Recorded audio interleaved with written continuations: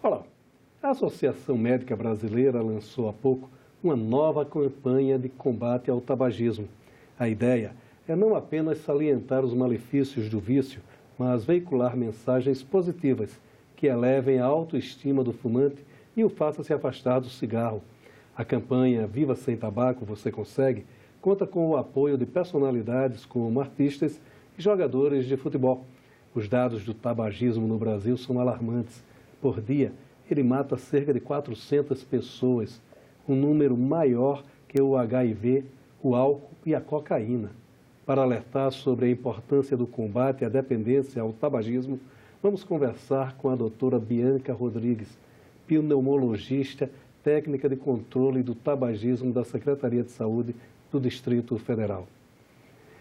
Doutora, acho que vamos começar exatamente por aí, a importância dessa campanha. O que há de diferente nessa campanha? Me parece que é menos medrosa e mais de elevar mesmo a autoestima da possibilidade do fumante se afastar do cigarro. É isso mesmo? A ideia é trazer não só as informações dos malefícios, mas também dos benefícios que se tem ao deixar de fumar.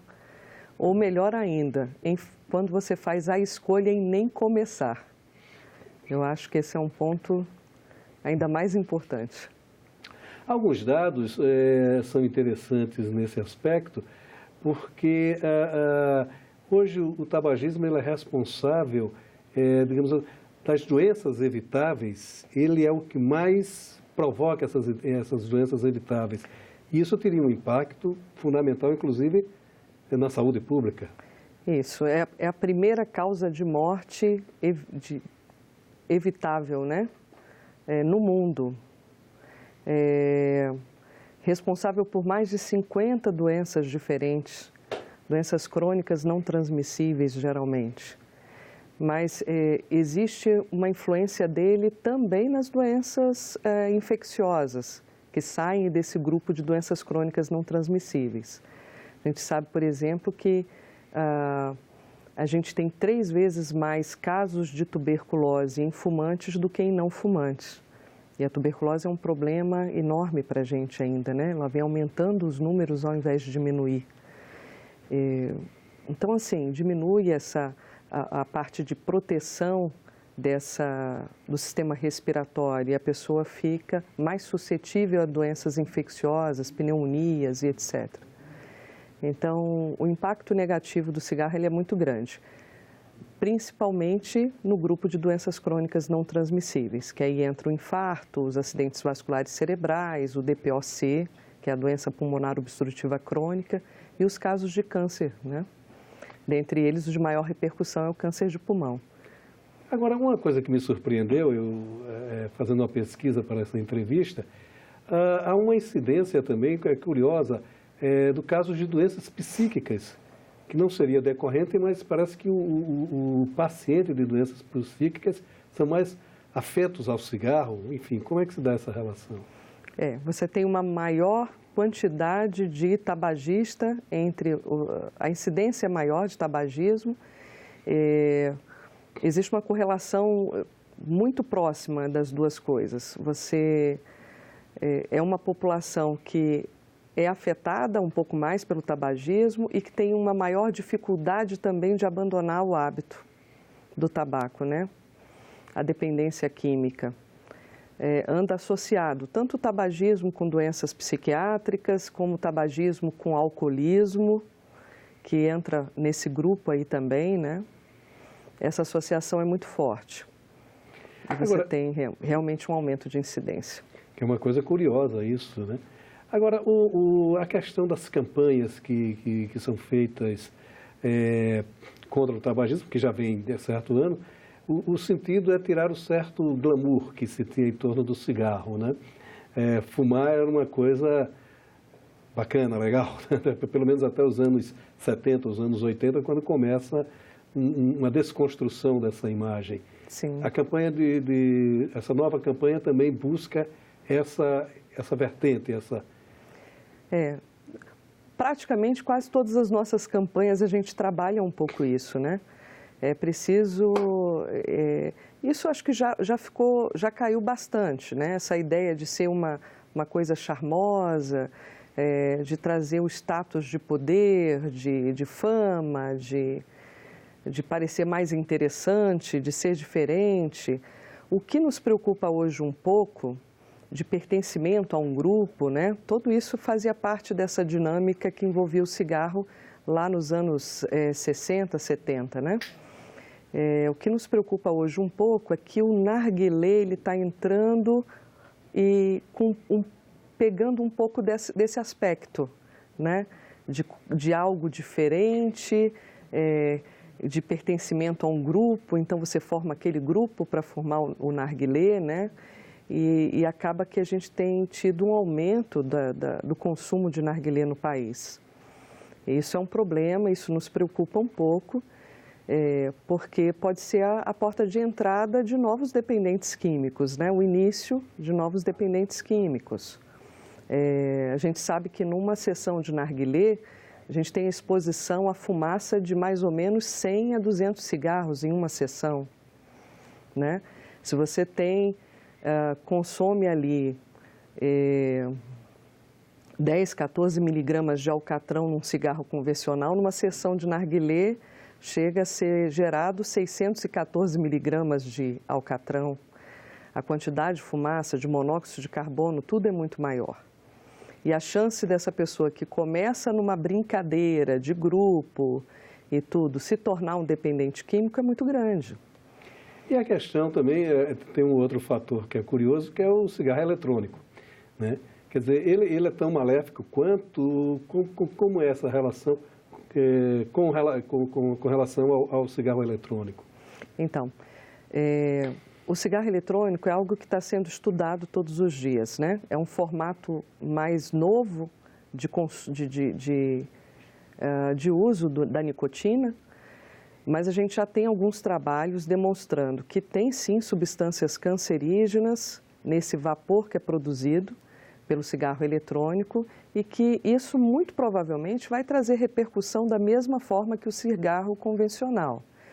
É claro, a gente vai ter os números exatos da repercussão desse consumo daqui a 10, 20 anos. Mas a gente já tem alguns indícios para isso. A gente já tem trabalhos que demonstram...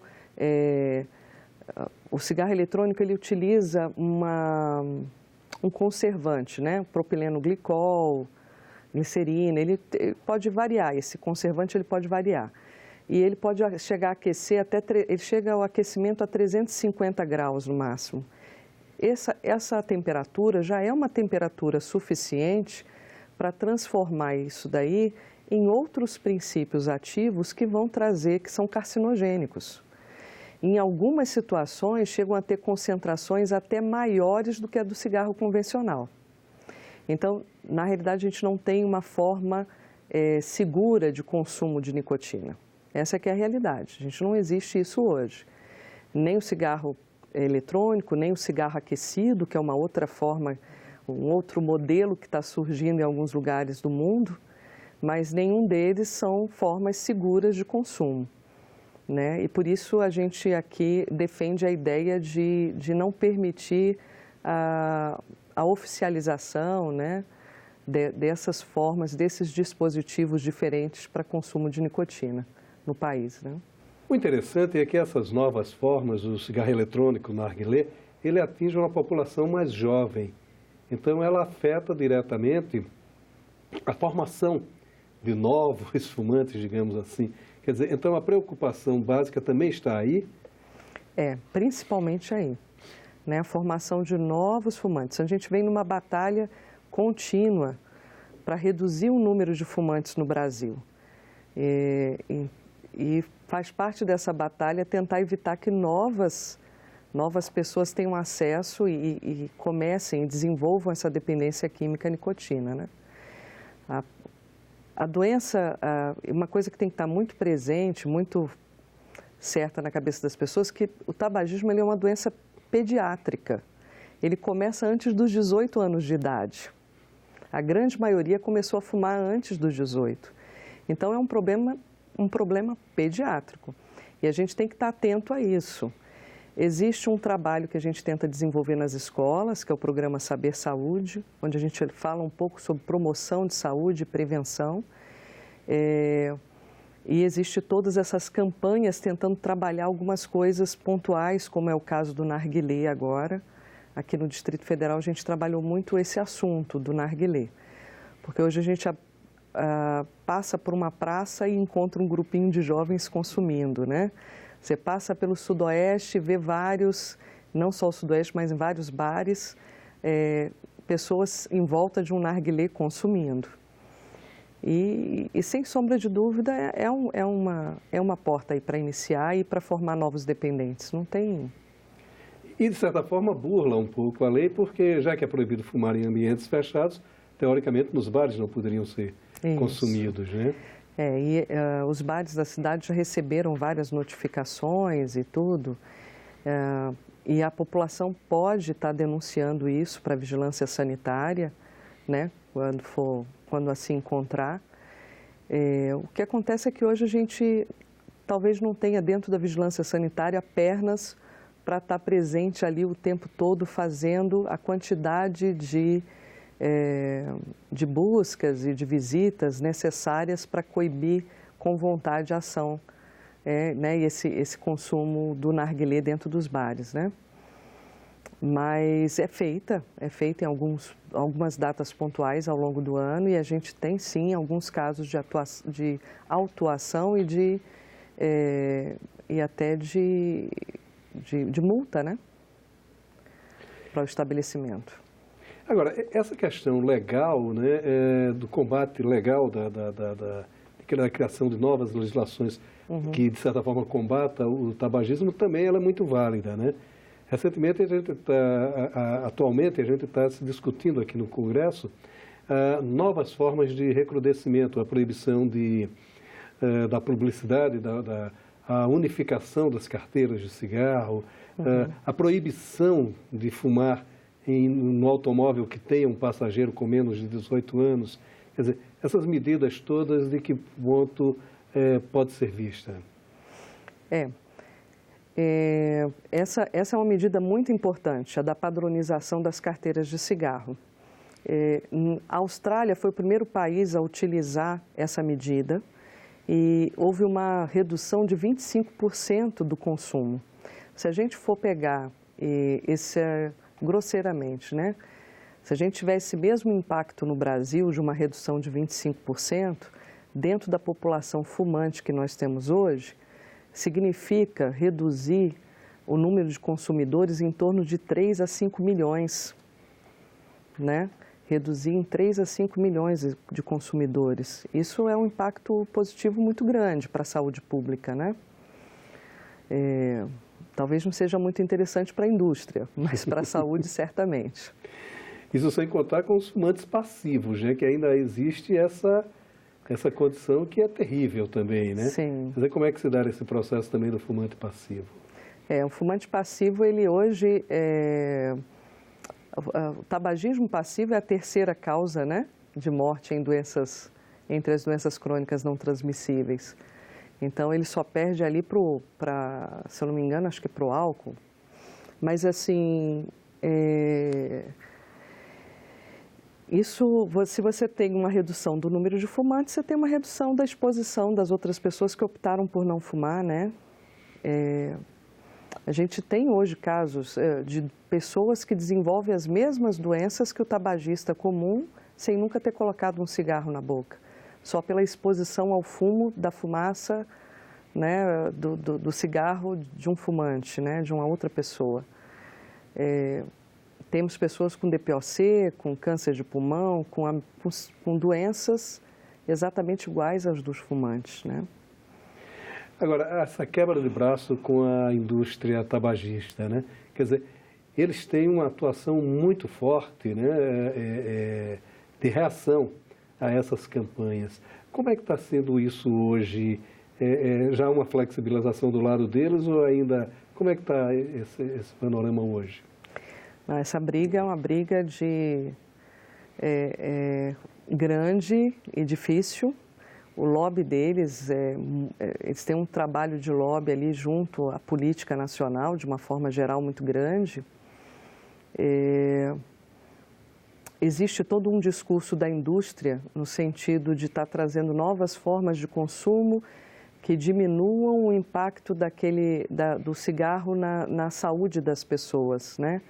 Então, teoricamente, é como se houvesse uma preocupação com quem está consumindo o cigarro.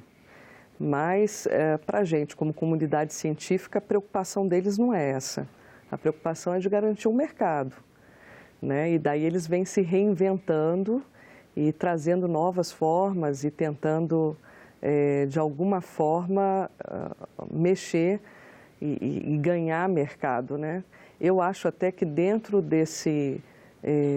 do momento que nós vivemos atual, eu tenho visto a indústria até ganhando um pouquinho mais de espaço, porque eu vejo algumas coisas que já estavam tão bem estabelecidas como importantes para reduzir o número de fumantes e o impacto do tabaco na saúde pública do país, já estavam tão bem sedimentadas, e eu vejo que está tendo algumas medidas que podem significar um retrocesso para a gente nesse sentido, né? Eu acho que a diminuição dos impostos pode significar um retrocesso nesse sentido.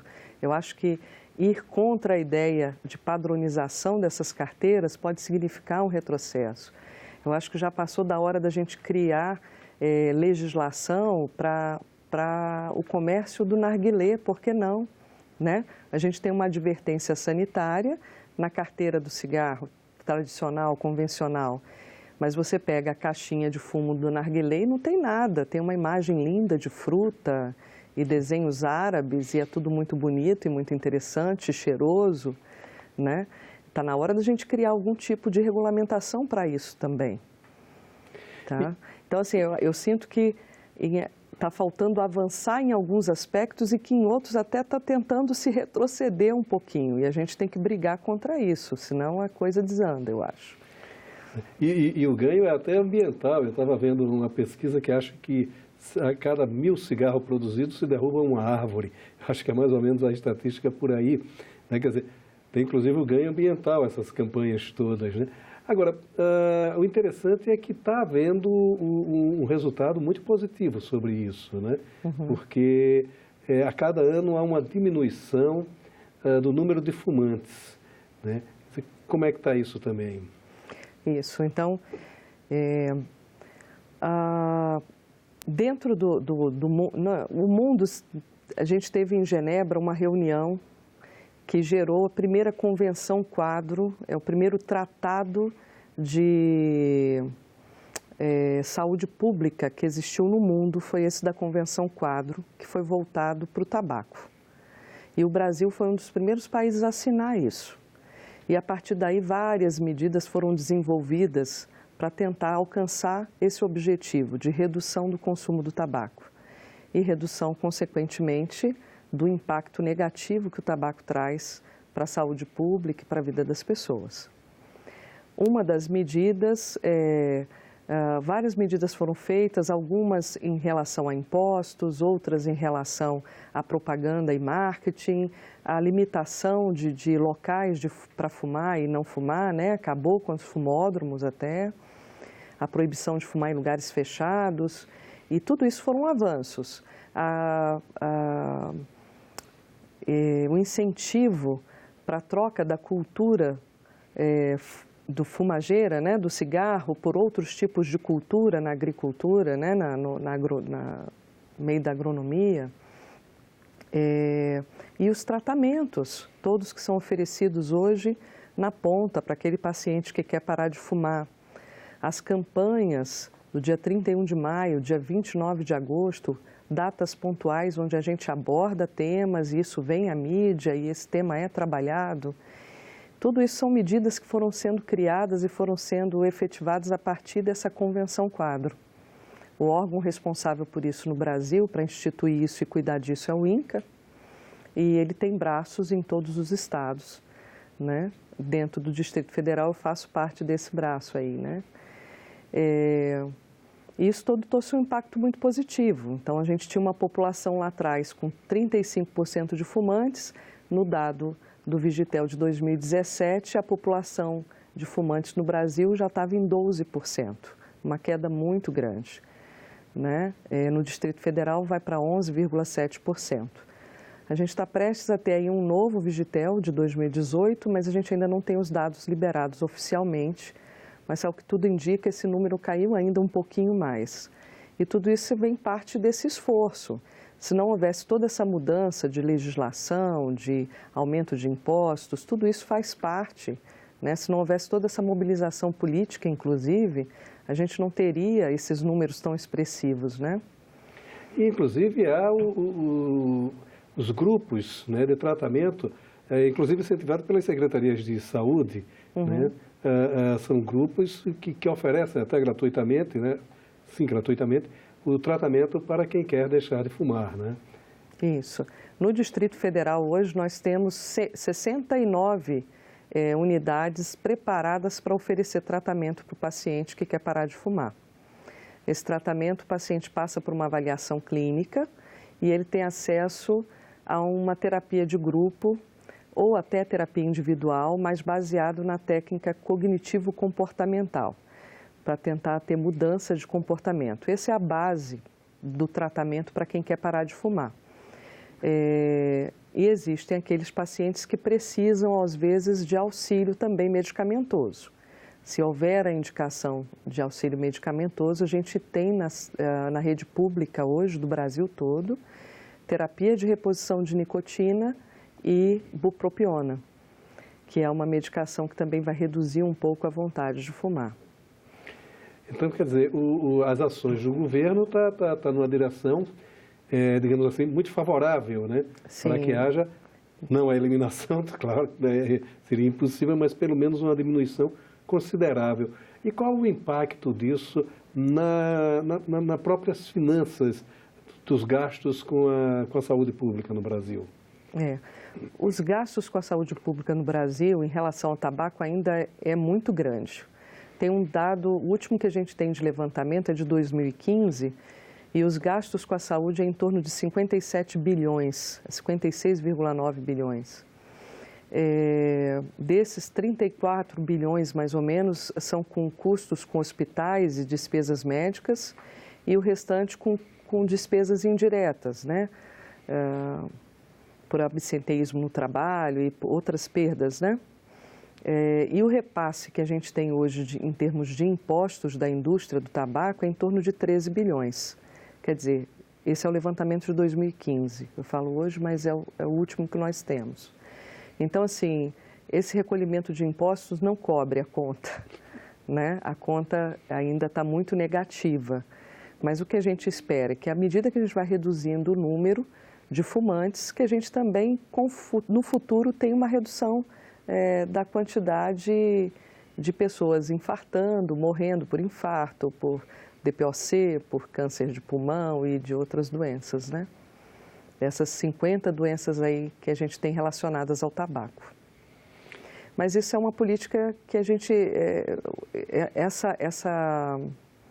a gente não vai conseguir colher esses frutos imediatamente, né? A gente vai plantando isso e semeando para poder colher bons frutos futuramente. É uma campanha contínua, permanente, na busca de um futuro melhor. Exatamente. Doutora, muito obrigado pela sua participação aqui no Cidadania. Sucesso nessa batalha em favor do antitabagismo e muito obrigado. Obrigada. Eu que agradeço pela oportunidade de tratar de um tema tão importante como esse, mais uma vez. Muito obrigado. Se você quiser rever essa ou outras de nossas entrevistas, acesse a página da TV Senado na internet senado.leg.br ou o canal da TV Senado no YouTube. Para fazer algum comentário, crítica ou sugestão, telefone para o 0800 61 2211. Obrigado pela sua atenção e até o nosso próximo Cidadania.